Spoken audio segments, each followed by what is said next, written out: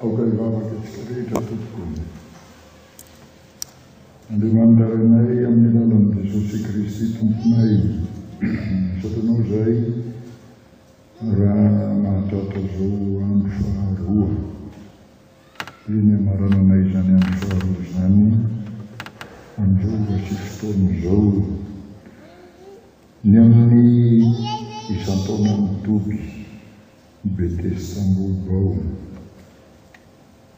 anambaranao fa miara-monina amin'ny olonao eto amin'ny teren'ny vohitra ity amin'ny alalan'izany tobo izany ianao, araka ny teninao fa Immanuela, dia Andriamanitra miara-mitoetra miara-monina aminay, ka manakambara aminay, mampianatra anay ny amin'ny teninao, dia ny teninao fiainana mandrakizay ho amin'izay rehetra amin'iny. Entinao mampahery anay tsirairay avy, ny haino ny teninao ankehitriny, ka dia teny ianao Jesosy Tompo fa vomisy iainanao izay mpaharonao amin'ny anaranao Jesosy, misaotra Tompo. Amen. Ny tenin'Andriamanitra ambaratsika amin'izao fotoan'izao ry havana dia ny fandaharana dia teny fahavalo, fahasivy azafady, ka voasoratra ao amin'ny Matio 4:40, vakina manomboka amin'ny 14:20 hatramin'ny 17:20. Matio 4:40, 14:20 hatramin'ny 17:20, izay vakina sirenesina toy izao ny anaran'i Jesosy Tompo izany. Dia hoy Jesosy tamin'ny mpianany, raha misy olona mpanaraka ahy, aokizy handany ny tenany sy hitondra ny hazo fijaliany ka hanaraka ahy.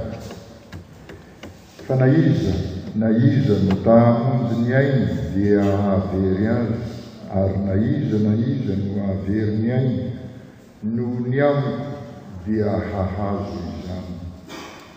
Fa inona moa no soa azon'ny olona raha mahazo izay tontolo izao izy kanefa very ny ainy, ary inona no omen'ny olona ho takalon'ny ainy? Fa ho avy ny zanak'olona amin'ny voninahitry ray mba amin'ny anjely, dia hamaly ny olona rehetra araka ny nataony. Amen. Ray masonao manamasinanay amin'ny fahamarinana, fa ny teninao no fahamarinana. Amen. Ry fiangonana malala ho aminareo rehetra ny fahasoavana sy fiadanana avy amin'Andriamanitra raitsika sy Jesosy izay Tompo sy mpamonjy antsika.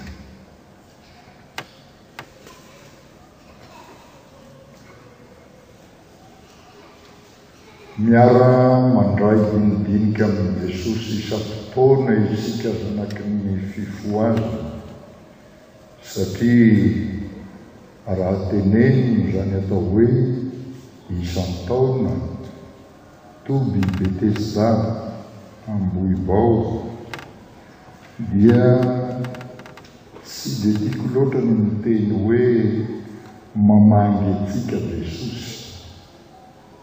Diso izany raha ny fiorenany toby Ambobao no heveriny,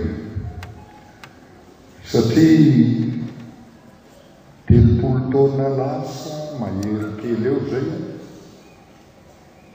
dia nandehandeha tamin'ity Antananarivo ity ny Tompo nifanena amin'ny mpanompo-vavy ny mama teny amin'ny faritra Andranomena iny, eo amin'ny sampandalana anankitelo ny sampan'io zany ny makany vato, makaty amin'ny diga ary ny midina makany ambony anariny iny. Dia hoy mama taminy, inona no ataonao irehereto ary ohatra ny olona very fanahy ianao dia izao no nataona lasa eritreritra mihitsy ozy mahita ny olona manao trano ary rehefa manao trano izy dia tsy mba misy miantso mampiditra ohatra mamely ny fanaon'izao tontolo izao sy ny filany eo amin'izany trano izany ampidiry ny fanaky izao tontolo izao ny fanaky ty tany ty fa tsy mba misy izay hamasiny ho ahy akory. Miomboka indray mama manomboka misetoseto miresaka aminy dia ahoana inona no atao dia hoy navaly ny tompo azy asiko trano eto amin'ny manodidina ity fa tsy hitako tsara le toerana asinao trano asiko toby eto dia lasa nakany amin'iny andrefana mihinam-bojanahary moa fa tsy andrefana-bojanahary tsy aty ozy Jesosy dia tonga somary eo sampanatala amin'ny ambovao amin'ny ataontsika hoe 4 chemin sampanadalana efatra dia nanaraka niny makany lalana makany Antelirokiny zany dia nidina eo amin'io toerana io misy ala manga kely teo dia reo izy fa misy vadin'ny pastora ao ambany kely le sakasaka kely io dia resava eo no ampirenako ny toby dia naorona ny toby 80 taona lasa zay mitory ny fiarahantsika midinika ao amin'ny tokantrano Jesosy zay milazako hoe tsy mamangy zany efa mitoetrety fantatrao ve zany sady zao ianao vomba manao hoe andao indray aloha mba hiantrano any amin'ny Jesosy tonga indray ny sato ambovao inona no ataony eo ny anekara malaza ihany teno miverina satria ihany mifototra na azahoana n'izao toerana izao ao karamalaza no nanaovan'Andriamanitra asa lehibe ka tsy maintsy hitatra amin'ny ankavanana amin'ny ankavia ny ambaninday ny fanjakana ka tsy olona misahirana miady amin'ny lalan-dratsy any karamalaza isa-taona ny famangina fa amin'izao efa miorona eto izao ka nilazany tompo hoe ho avy eto mihitsy azy na dia ny any ivelany hiankohoka eto satria dia hataon'Andriamanitra fohy be ny fitoriana ny filazantsara manerana ty zao tontolo zao ty Madagasikara raha izay efa rehetrika tany Karamalaza asa vaingain-drano angano nanaraka teo Betroka tonga ty ambovao zao isan-taona ve zany tsy efa mila ho isam-bolana ve mety antrano ao aminy ary vetsika dia vitsivitsy tokoa tika ny tonga eto angamba ianao idoka tena manao mahafinaritra kosa zany Jesosy hay ve zany dia tokony ho fely tokoa tsika zao amin'izany asa atao zany fa saingy inona ny antony angamba be ny mampahory akangasisana namorana ve raha mijery ny teny isika eto izao teny eto izao dia manomboka miresaka Jesosy ny amin'izay tsy hahatampoka izay tranga mampahory ny apôstôly. Fa inona ny teo aloha? Ny toko 440 raha tombokontsika hatrarian'ny 720 ahitantsika ilay faneketony Petera apôstôly mahafantatra amin'i Jesosy amin'ny ampahany mbola tsy feno ny fahalalany Petera ny Jesosy.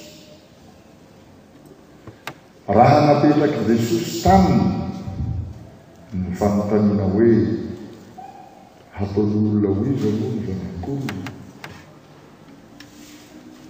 Petera no namaly ary nahay mamaly ny teny hoe ianao no Kristy zanak'Andriamanitra. Velona hoy Jesosy, tsy nofo aman-drano naneo anao zany fa ny fanahy ny raiko zay any an-danitra. Io no nampanahiky an'i Petera n'izany. Dia aoroko ambonin'ity vato ity araky ny naran'i Petera ny fiangonana, ka ny vavahady ny fiainatsika dia tsy haharesy azy. Zao mananatsika zao fiangonana zao, zany mananatsika zao toby zao, satria miorina amin'izany finoany apôstôly vavolombelona nahita masy ny asan'i Jesosy ka nampanekeny fanahy masina izy no Kristy zanak'Andriamanitra velona, hanorenana zao asa natomboka ahalalany ampahany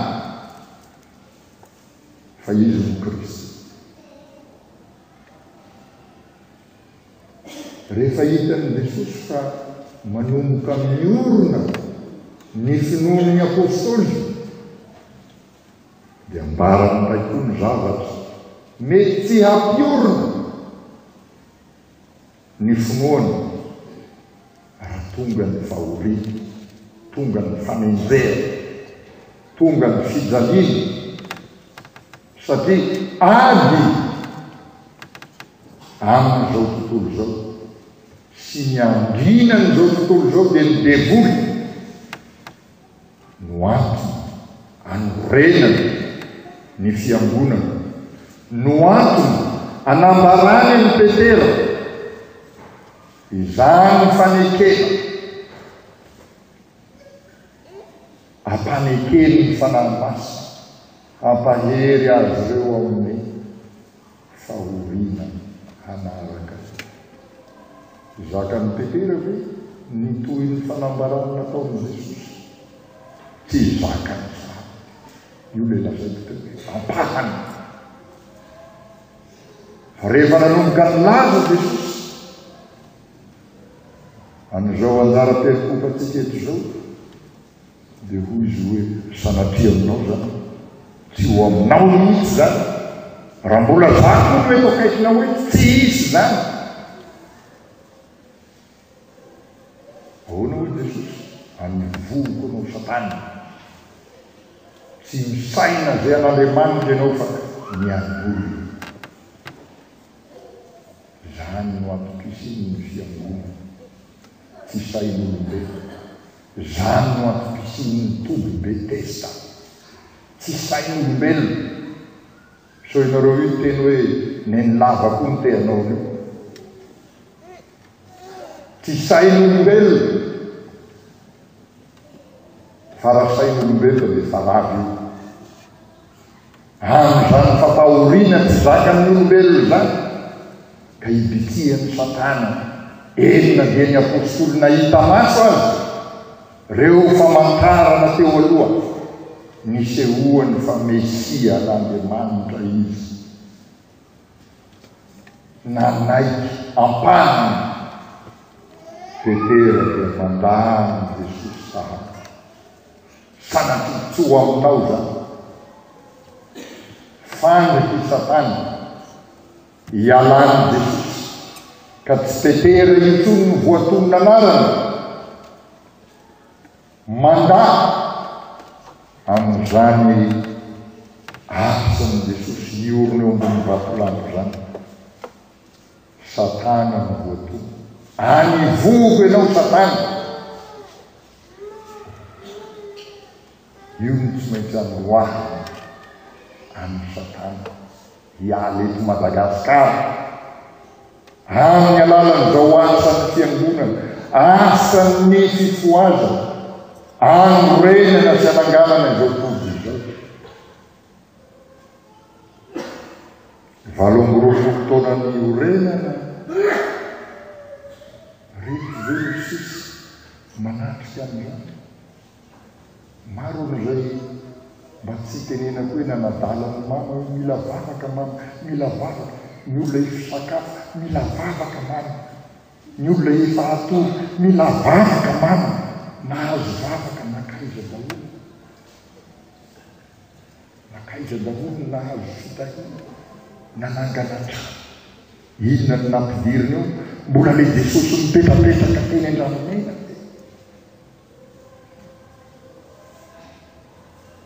dia mampieritreritry zany ry ao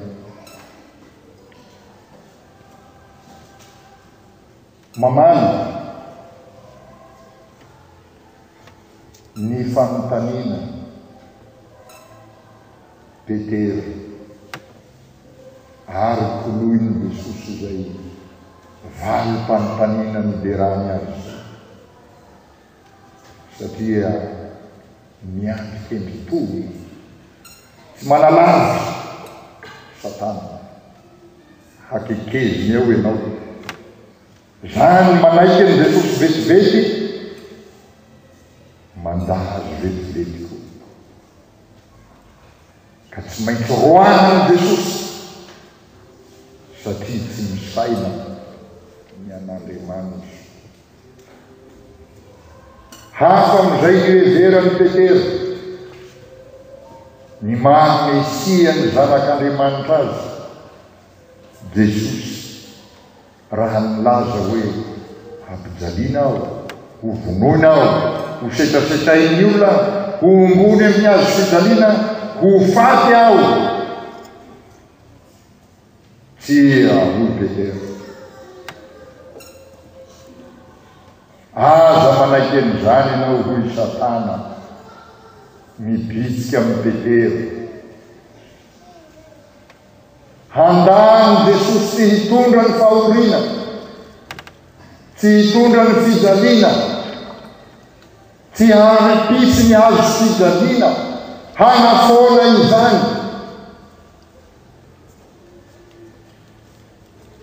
fantatsy Jesosy loatra zany ka dia niteneny mahery Petera nananteny Petera fa ny vahoaka Jesosy nahita ny famantarana rehetra nataony Jesosy fanasikanana fananganana ny maty fanadiovana ny boky fampahiratana ny masony zango zany ve hoy Petera mieritreritry havelan'ireo vahoaka reo mora foana efa mahafantatra anao izy ka izao ny amitainy Petera tena ianao mitsy ilay mesinam-panantenainy Davida razambenao ianao mitsy no aka n'ilay seza fiandianana mandrefeny Davida nandavo ny Goliata ny fisainany Petera heveriny fa amin'ny hery sy ny fanaon'izao tontolo zao miady maka fahefana no entin'i Jesosy anatanteraka fa tsy maintsy miditra amin'ny lalany aro fijaliana izy. Zany no hampanekena amin'izao tontolo zao fa tsy tahaka n'izay hanitarany Romanina ny fanjakany amin'ny alalan'ny ady famonona fa mavabona ny olona isan-karazany fanandevolana tia hitondra fiavanana hitondra fampiavanana izy ka izao ny fiavanan'ireo vahoakoreo amin'Andriamanitra zay ny voalohany. Tsy ho tahaka n'izao tontolo zao maka fahefana handrombaka ny tombotsoany fa ny tombotsoany olona. Io le lazainy Paoly apôstôly any amin'ny Korinthiana 13:10 andininy fahaviny eo ampovoany andininy fahaviny, ny fitiavana ozy tsy mitady ny azy. Zay ny amin'ny Jesosy tsy mitady tombotsoa, amour désintéressé. Tsy ohatra ny mpanao politika sy mitiady fahefana eto amin'ny tany ity hitady ny intérêt. Mba fantatrao ina ny intérêt-ny Jesosy manaiky fahafotoana azy fijaliana. Fantatrao io zany raha mitady intérêt izy tsy vita ary izy ny olona azakana zany ripete rehefa manodidina amin'izany hoe azo tombotsora miaraka amity arovaka ianao. Raha misy mamonomono anao zany eo raha ve hitaza-potsiny ary tena natao io moa tsy dia hoe sabatra loatra fa zay zany mikadytsika azy eo iaraka amin'ny Jesosy ve anao mitondra sabatra.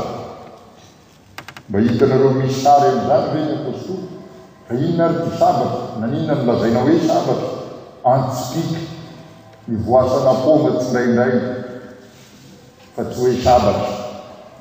Ary dia zay no ny ampefany ny fikapana ny sofiny fa iny mora tapaky ny antsipika. Fa raha tena sabatra io ny lohan'le tandatana mba no nihitana teo fa antsipika. Io ny nanitsanana ny Jesosy rehefa andeha hisambotra ny Jesosy tao Getsemane nampiary ny peterako kanefa hoy Jesosy ampirimy ny antsipikanao fa zay mamely amin'iny dia amalifaty nyraisin'ny Jesosy ny sofina tapaka vetivety eo mbola misy famantarana fahagagana. Tsy tokony efa nijanona ve ny fampisamborana na dia izay fotsiny ary fa dia nitoy ihany izao tontolo izao miseka. Zany fijaliana zany no asehony Jesosy amin'ny Petera, amin'ny mpianarana, amin'ny Petera, satria ny hiraka manaovin'Andriamanitra rainy azy dia nihazo fijaliana, azahoan'ny olona fihavana, famelan-keloka amin'ny alalan'i Jesosy, voahombo tamin'ny hazo fijaliana. Zao mampieritreritra ary havana rehefa mamaky ny jiolahy havanana niaranao ambona taminy. Rehefa avy nananatra an'ilay namany mbola te hanohy ny asan'ny jiolahy ihany, le anankiray dia hoe zany ve no maresaka reo? Io lehilahy io tsy nanao ratsy tahaka atsika, tsika ny mendrika amin'izao. Tsarovy azy Jesosy rehefa tonga any amin'ny fanjakana io, tena nijery azy ny maso-pitiavana Jesosy. Ahoana ozy? Zay tsika ve zay teny hoe anio no ionanao any fa ny paradisy. Fantatrao ny olona miditra zany amin'ny paradisy zany vita batisa amin'izany tenin'i Jesosy zany izy. Vita fihavanana no raisy ho confirmanda malala ny Jesosy amin'izany teny zany izy. Nandray ny tsirony lany fa miaraka amin'izay izy. Dia ozy ianao hoe aiza koa? Aiza izy manao batisa? Rano ve? Ny foto-kevitry ny fampianarany batisa hoentin'i Jesosy aritoriny ny fiangonana anaovany tombony asany. Satria ilay tompony batisa no mampiatrano azy any amin'ny paradisy. Ny tompony fandraisana fanasany tompo no mampiavana azy amin'ny lanitra ka mitenena ny vatana mahitsy tsy miolakolaka hoe anio ny olana ho amin'ny paradisy. Isongona amin'izany asa zany zay fa vita tombo-kase zany. Tombo-kase ny fampiavana amin'Andriamanitra. Azahory ny olona rehetra mandova fiainana mandrakizay zay mijery ny zanaka mitondra ny fampijaliana tokony hiasa amin'ny olombelona rehetra.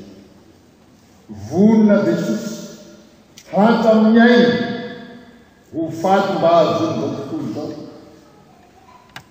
ny fiainana mandrakizay manoatra zao ny tombontsoa ny tany zany amin'ilay nilazany Timote azy. Iny momba filazan'ny Paoly azy raha miaina ny filazan'ny Joby ianao dia ozy ny tanjaka ozy raha miditra tety ary miala mitanjaka koa raha miala eto. Ka hoana ary ty olona mampiditra hareny tany ty amin'izany nitadiavany Jesosy toerana hanorenana ny trano ny tombony eto amin'ny Antananarivo ty. Fa ino ny olona manao trano mifaninana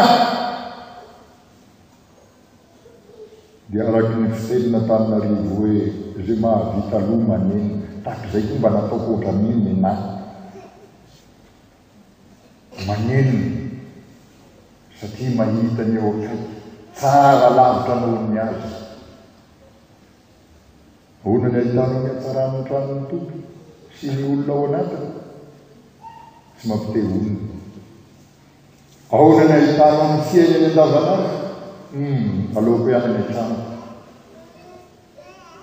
Aterina any mitoby ianao fa zao ho ny 1438 aleoko ihany manao externe satria asa mahory ve ny fiderin'ny olona ao mitoby mijano ve fanafanana ny ao mitoby fanamboarana ny ao mitoby fanefena ny ao mitoby ao no andrenesana n'Andriamanitra ray be fahasoavana mitady ny zanany miresaka hoe adia ifandahatra izy fandiomena toy ny jaky ny fahotanareo dia ho fotsiky tahaka ny oram-panary na dia mangatakataka tahaka ny siry azy dia ho tonga fotsy tahaka ny volony fotsy. Ianao ve mahita mpanjaka ny fandahatra ny vahoaka tahaka an'izany? Tokony odiasy vao tafoditra any amin'ny toroto ianao, odiasy vao tafoditra any amin'ny lampy ianao raha ho tafiditra. Fa izany le ray be fahasoavana manaiky hiara-monina aminao Imanoela mena vavakely atarian'ny mihinanam-bilo mijany amin'izany. Alay vongeny zanakao voateraka patolo eo ambony bozaka raha tsy manao zany ny aretan'i Jesosy hatramin'ny fiterahana mba raha-pahatonga any Kalvari ka tsy manana zay izy tia amin'ny lohany izy fa hitady hamonjy ny veritra. eo amin'ny 2020 no akatsika lesona alohan'ny hijanona misy 4 telo eto. Hoy Jesosy, ny olona manaraka azy dia handany ny tenany, mitondra ny azo fijaliany, hanaraka ny Jesosy, reo miteta. Ary zay ny afatra. Zay no volanignao eo mitovy. Zay no nambarako ny Jesosy ianao eo. Zay ny andratrany zay rehetra. Tsy aizanao mandaha-tena, tsy aizanao mitondra azo fijaliana, ary tsy aizanao manaraka ny Jesosy. Inona no hoe mandaha ny tenany? Dia zao, le ferinao daholo. Eny hialana izay heverinao fa tsy ahitanao ny sitrapon'Andriamanitra. Ho lezina zany ny sitrapon'ny nofonao, zany ny dikany. Mihaino Jesosy no ekenao tahaka an'izy, manaiky ny vavaka ho anao, tao Getsemaneny potapotaka, tahaka ny rano atsembohany. Ianao hoe mba efa tratran'izany dia voan'ny stress io efa mivoaka raha zany atsembohany. Tena mbola tsy voan'ny stress ohatran'iny ary raha mihitsy mivoaka tao. Ngamba nahiditra réanimation anao raha tratran'izany. Satria miady amin'ny filan'ny nofonao, esory aminy fikapoka mangidy hoy ny filavany azy. Nefa aoka tsy ny sikapo no atao fanianao. Amin'ilay teneny Jesosy hoe ny vavany ny tena tsy aresy azy. Zay no azo fandavan-tena. Ny fitondrana ny azo fijaliana dia ny fahafoizana hatamin'ny aina izany. Jesosy moa tsy mpanao kobakam-bava, fa dia hoy ny filazan'ny olona hoe ny ohatra tsara dia avy any ambony. Bon exemple vient d'en haut. Izy ny olona pasaha manao an'izany, izy nanaiky ho faty teo ny azo fijaliana, izy nanaiky hitondra ka nahafoy ny aina. Raha nyresahany koa ny ray, nahoana ianao ny dia nahafoy ahy, zany ny ataon'ny ray sy izy zanaka. Vonona amin'ny fanolorana ny aina ho an'izao tontolo zao. Satria programan'Andriamanitra ny hitondrana ny azo fijaliana. Ahoana hoe izao tontolo zao miaro ny aina am'izany? Zao ny filazany azy ho hitatsika raha zanak'Andriamanitra tokoa io. Alain'Andriamanitra hiala eo amin'ny hazo, vonjeo azy no tenany. Raha zanak'Andriamanitra vonjeo ny tenany, miala teo. Ireo zany fitiavan-tenany zao tontolo zao efa tsy mahatany tsy mijery ny Jesosy. Voaomby, voafantsy, miboiboika ny raha avy amin'ny tenany. Zany ny vava atao mialato, mitondra ny hazo fijaliana. Ianao hoe hitondra an'izany, fa hoy ny tompo manaraka, hanaraka ny Jesosy. Zay ny afaka. Ny hoe manaraka dia mizotra amin'ilay tenin'i Jesosy hoe ahoana moa Jaona 4:15 zaho no lalana, fahamarinana ary ny fiainana, tsy misy makany amin'ny raiko raha tsy amin'ny alalana. Mbola maharaka azy ve ianao hatramin'izao? Sa mitady rakorsy? Ela loatra ianao Jesosy. Mijaly ny azany, alay voany amin'izay aho. zany ny ataon'ny sasany efa tsy mahary terery somin'ny olona amin'ireny religion business religion zany ny filazan'ny amerikana somin'ny olona amin'ireny business religion reny makanisa fa tsy misy fitadiny zany aiza ve mivary foana ty kristiana ty efa fiangonana tsy misy azo fizaliny zany riava hoany zaynao efa foana ny hazo fizalina makanesa ty fa azo areninao makanesa ty fa azo fanasitananao makanesa ty fa tsy misy fizalina tsy nazonao zany zay no alianao religion business mila miareny tany araka ny timoty teo efa tsy maharitra ny fiarenany Kristy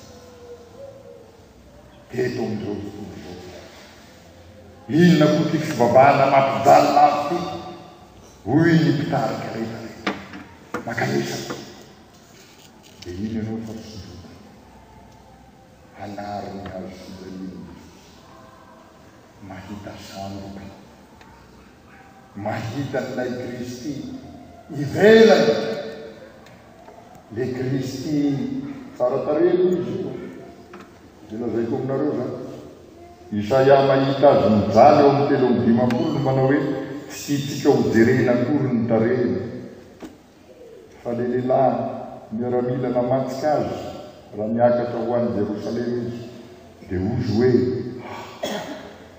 iza te iny Jesosy zanak'Andriamanitra dia mahatonga nijery ny lehilahy herinandro mialohany hanomboana azy amin'ny azo fizalina zanak'Andriamanitra mijery azy atorina izy volondoa zany lehilahy be na vehivavy ary hoy le miaramila tsy mbola nahita volo ohatry zany manoatra noho mivoaka atao amin'ny salon de beauté tany zany volo zany zany ny fitantaran'le rangaha azy tsara zany volondohan'olo zany mijery amin'izay izy manatrika hitany masony Jesosy mamonjy nitsy mba zanakiza zany dia zao toa tsy manahita indray hoe izy korotana ve olona tsara ohatrany io dia nakorota navelana fa afaka herinandro nataon'ny olona homboy gaga indray izy fa naninona kay le rangaha tsara tarety anao ary ozy anaovako azy mitsiriny esprit sadika mahatsiravo nataon'ilay izy ao ary eto ty ny tananao fa atolotsy Jesosy ingy tsy mila mitolona akory io ary fa tsely dia reny indray miantony ery ambony ery ary toa mbola miresaka ihany fa nga tsy marary zany natao metika moa le sary mihetsika dia tena mivansena mahatsiravo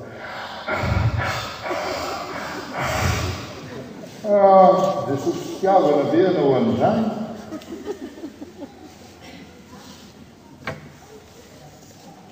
mba eritrereto nge izy teny hoe mamelany ely fa tsy fantany zay azonao sary entaina zay samanao mamelany tsy fantany natao zay ve natao fa fitiavana manolotra ny ainy ary iny iantsony ianao hanaraka azy satria vitany ianao tsy ahavitany fa rano izy ary rehefa ataony hanaraka azy ianao tsy hoe misy krihitrany eo re olona mbola tsy nidirako misy biby isan-karazany mampahory mampijaly ary fenipoizina ao anatiny eo raha tafika ivelan'ny aly ianao dia zanak'Andriamanitra nataon'i Jesosy an'izany ve hoe lehilahy ianao raha tafavoaka eo ary zay tafavoaka eo ny zanak'Andriamanitra nataony an'izany ve tia izy namaky izany fijaliana izany ianao tsy apahafio dia hampiditra anao amin'ny voninahitra tsy hoe itsara vakitika ny faraparany 7 amby 20 ary ny 9 amby 20 amalanana ny teny ty ampidiriny amin'ny voninahitra ianao, ho afaka ny fitsarana ianao zany ny bika. Afaka amin'ny fitsaran'Andriamanitra ianao raha miara-mandeha aminy. Ry avana lalana mamango hoy aho teo tsy tandrisy ny fisian'ny toby Betesda valamboroapolo taona namokana anazy zay. Intsony zany teny zany. Jesosy Emmanuela miara-monina amina hoe zao miresaka miverina teny averina. Io moa mahafinaritra ny tenin'i Jesosy eran'ny filazantsara. Tena fampihavanana ny testamenta taloha ny testamenta vaovao tokoa. Hoy Matio zao soratako aminareo zao satria Jesosy dia mandray teny betsaka avy ao amin'ny Deutéronomie. Inona moa ny Deutéronomie? Teny averina. Zay famerena teny. Zay no mikasika azy. Ary io no antony zao resaka zao. Averina mba hiopaka. Teny averina, ahoana filazantsika azy? Mamerina indroa, ampitanterina ao amintsika dia mitoetra tsara ny teny. Raha eny ao tany Karmala zany aza manao an'izao ianao le natokana tany le tiandro miaritra iny hoe de mbola hiaritra preslety ve. Fa averina amin'izay ho afaka ianao hiaraka mandeha amin'ny Jesosy handray ny satrovoninahitra fiaina. Izy remiakazovoninahitra avy aizy ireo hoy ny teny. Ireo no avy tamin'ny fahoriana lehibe, nanasa ny akanjony tamin'ny ranony zanak'ondry. Zay izy mamatsika efa any zao misy miady lova ve ny zanany mandimby azy iny. Tsika rehetra ireo no mahazo tongotra. Tsika ireo ohatrany tehiteny hoe mba te ahita ny zanoneny zany aho. Dia zany lazaiko aminao zany hoe satria za miresaka amin'izany hoe miresaka taminy. Ary nahita so ataonareo hoe namaky tantara-tatsy anatara nitezaina ho zanaka mandova dia mizara izany lova amin'ny zanaky ny fifoaziny.